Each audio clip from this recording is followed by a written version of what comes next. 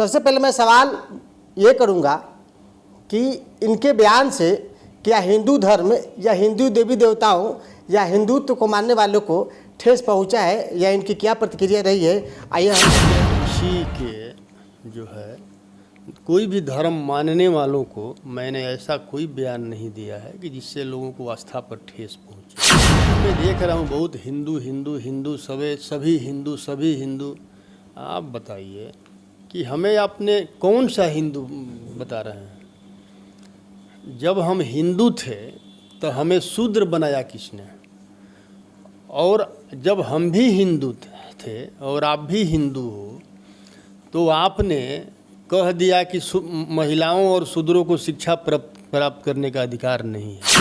सवाल और जवाब कहाँ चल रहा है? ये तो चल रहा है कि विधायक जी ने कह दिया कि दुर्गा पूजा में फिजूल खर्ची है। ये कहाँ चल रहा है कि आपने कहा है कि पढ़ाई पे खर्च कीजिए, विद्यालय पे खर्च कीजिए? तो उसके लिए क्या अपील है जो ग्रामीण इलाकों में तबकों में नीचे तबके के लोग हैं जो टीवी पर मात्र देखते हैं, पूरी सच्चाई आपकी नहीं समझ पाती है? जितने सवालों का जवाब आपने दिया उन सवालों को नहीं दिखाया जा रहा है, उनको भरमाया जा रहा है कि विधायक जी धर्म के नाम पे गाड़ी दे देले, दुर्गा जी के गाड़ी दे देले। तो उनसे आम लोगों के जो आपके मन में जो द्वेष हो रहा, क्या कहेंगे आप? और जब भी हमें अधिकार मिलता है, आप हमारे अधिकार का विरोध करते हैं, सरकार गिरा देते हैं, उस समय हम आपको हिंदू दिखाई नहीं देते हैं।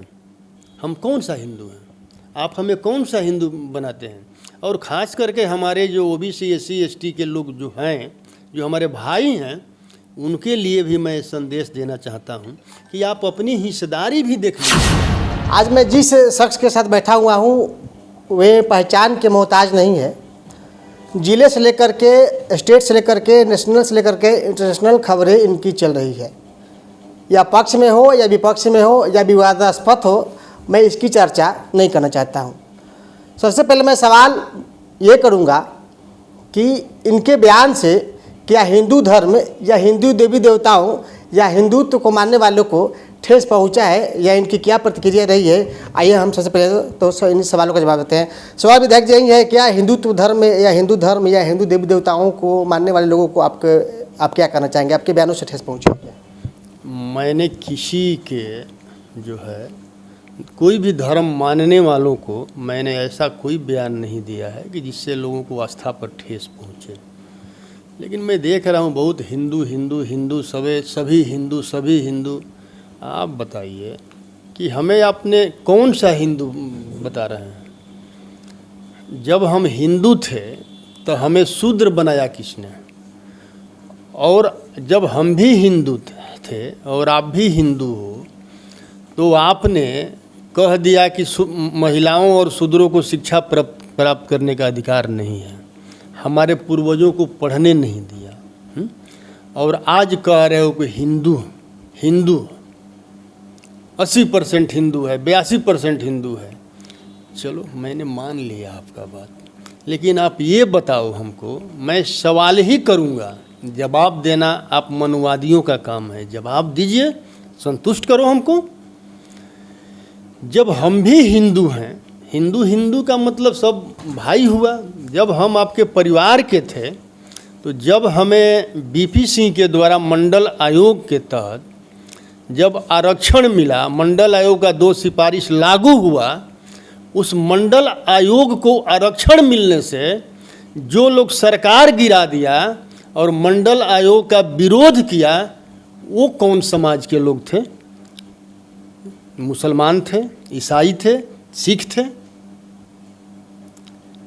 या मनुवादी, मतलब कि हिंदू थे? तो यही साबित होता है कि पूरे पूर्व काल से ही जो है देश में 2 विचारधारे के लोग जो हैं, लगभग आज से 3500 वर्ष पूर्व से चलते आ रहा है, जिसमें एक जो है मानववादी विचारधारा के लोग हैं, जो समाजवादी विचारधारा के लोग हैं, जो बुद्ध, अम्बेडकर, ज्योतिबा राव फुले, फतिमा शेख और ये बाबा भीमराव अम्बेडकर को मानने वाले लोग हैं। दूसरे तरफ जो है मनुस्मृति में जो पाखंड है, उस पाखंड को मानने वाले लोग हैं।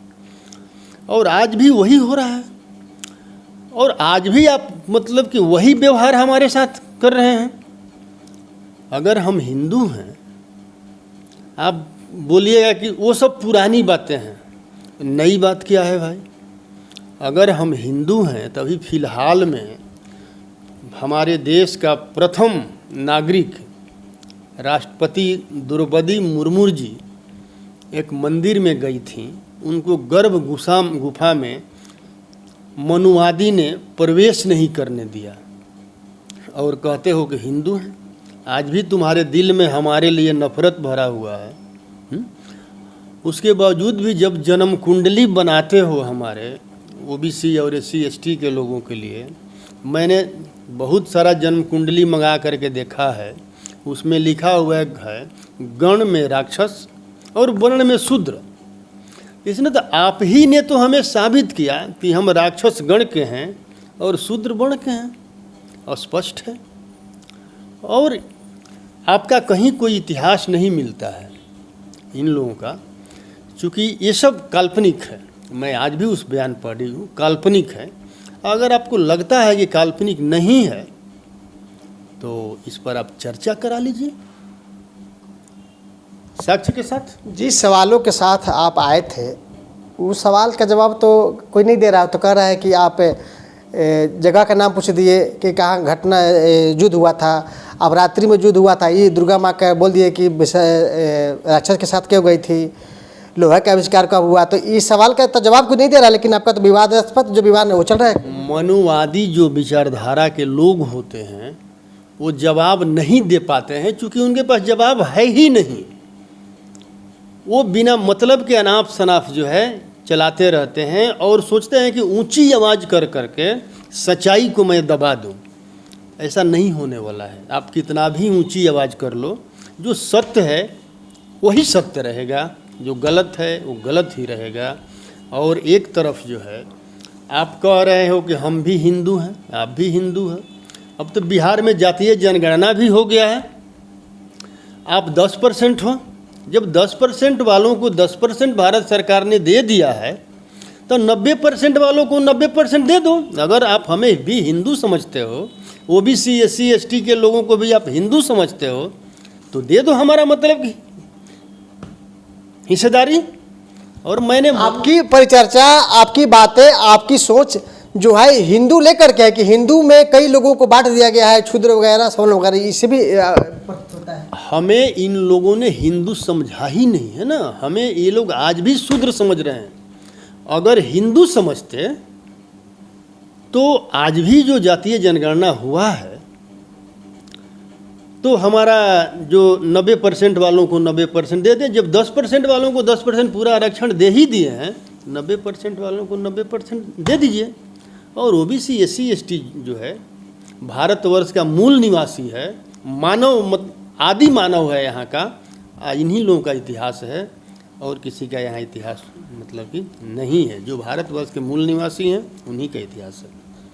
चलते एक सवाल और करना चाहेंगे कि क्या आपके तर्कों के साथ, जब सवाल के साथ आपके पास आए थे, हम लोग देवी देवता या जो वीडियो देख रहे होंगे पूजा करें या नहीं करें?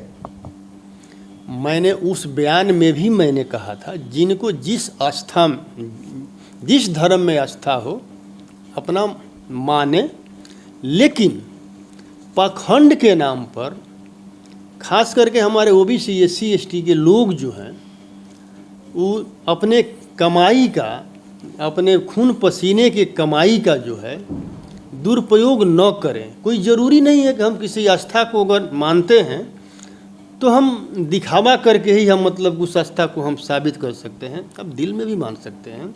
और उस पैसे को जो है आप अपने बच्चों के शिक्षा में लगाइए, क्योंकि ज्योतिबा राव फूले ने भी हमारे लिए एक संदेश दिया था कि 2 रास्ता है। एक विद्यालय का रास्ता है जो शिक्षा, आज़ादी और विकास की तरफ लेकर जाता है, और दूसरा मंदिर का रास्ता है जो गुलामी की तरफ लेकर जाता है। ये मैं नहीं कह रहा हूँ, ये हमारे ज्योतिबा राव फूले जी का मतलब ये संदेश था हमारे लिए। ये सवाल और जवाब कहाँ चल रहा है? ये तो चल रहा है कि विधायक जी ने कह दिया कि दुर्गा पूजा में फिजूल खर्ची है। ये कहाँ चल रहा है कि आपने कहा है कि पढ़ाई पे खर्च कीजिए, विद्यालय पे खर्च कीजिए? ये तो सवाल चल नहीं रहा। अरे भाई, ये लोग, मैं बोला ना कि इनके पास कोई जवाब ही नहीं है। और ये तब स्पष्ट होगा जब इस पर चर्चा होगा, और ये लोग चर्चा कराएंगे नहीं। कि चर्चा कराएंगे तो भेद खुल जाएगा, सच्चाई भारतवर्ष के जनता के सामने आ जाएगा। जो ये लोग पाखंड फैला रहे हैं, आज ये लोग कह रहे हैं किसी भी धर्म पर इस तरह का बात नहीं करना चाहिए, ठीक है। और ये लोग संविधान का धज्जी उड़ाते हुए पूरे देश में जो है नफरत फैला कर रखे हैं, हिंदू, मुसलमान, सिख, ईसाई, ये क्या है भाई। और एक तरफ मनुस्मृति में लिखा हुआ है, नीच का लिखा हुआ है कि पूरे जो है जितने भी मतलब कि मानव उत्पत्ति हुए हैं टोटल मनु के संतान हैं। जब पूरा जो मानव जो है, ब्रह्मांड जो है, केवल भारत ही नहीं न है, केवल विश्व भारत में ही मनु क्यों है भाई, पूरे विश्व में क्यों नहीं है। अच्छा चलिए मैंने ये भी मान लिया भारत को ही विश्व आप समझते होंगे, तो अगर पूरे भारत ही अगर मनु का संतान है तो फिर इसमें ऊंच नीच भेदभाव छुआछूत कहाँ से आया। और हमारे बाबा भीमराव अम्बेडकर ने स्पष्ट कहा है कि जिस धर्म में ऊंच नीच भेदभाव छुआछूत है वो हमारे लिए सही नहीं है। और आप जिस देवी देवताओं की बात करते हैं, और वो देवी देवता जो है एक सर्वश्रेष्ठ पैदा मतलब करता है और एक को मतलब कि नीच बताता है, वैसा धर्म को मैं नहीं मानता हूँ और वैसे देवी देवताओं को मैं नहीं मानता हूँ। जो देवी देवता एक को सर्वश्रेष्ठ कहता है और दूसरे को नीच कहता है। चलिए बातें भी लंबी चौड़ी हो जाएंगी। और आप तो पूरा कच्चा सीटा लेके बैठे हुए हैं, आप तो काफ़ी पढ़े भी हैं और सब प्रूफ के साथ बैठे हुए, मैं कागज पत्र देख रहा हूँ।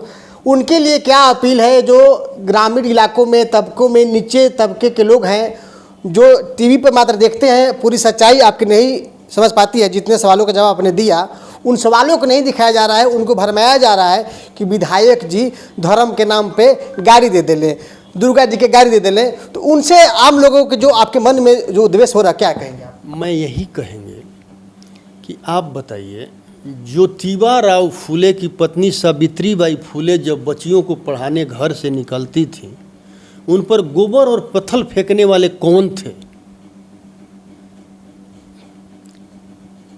क्या कोई मुसलमान था, कोई सिख था, कोई ईसाई था? क्या उस समय मतलब कि हिंदू दिखाई नहीं दिया? और ज्योतिबा, और हमें आपने मतलब कि शूद्र कहा, आज भी शूद्र समझ रहे हैं।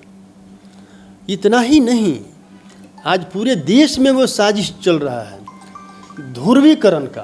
पूरी देश में मनुस्मृति ये लोग फिर से दोबारा लागू करना मतलब भी चाहते हैं। आप देख लीजिए। चलिए मैं आपका बात मान लिया कि हम ओबीसी SC ST के लोग हिंदू हैं। मंदिर बना अयोध्या में, उस मंदिर के ट्रस्टी में एक भी ओबीसी के व्यक्ति को मतलब क्यों नहीं रखा आपने? हम कौन सा हिंदू हैं? लेटरल एंट्री के द्वारा लगभग 340 जो आपने देश में संयुक्त सचिव बनाने का काम किया, उसमें एक भी ओबीसी SC ST के लोगों को क्यों नहीं रखा? हम कौन सा हिंदू हैं?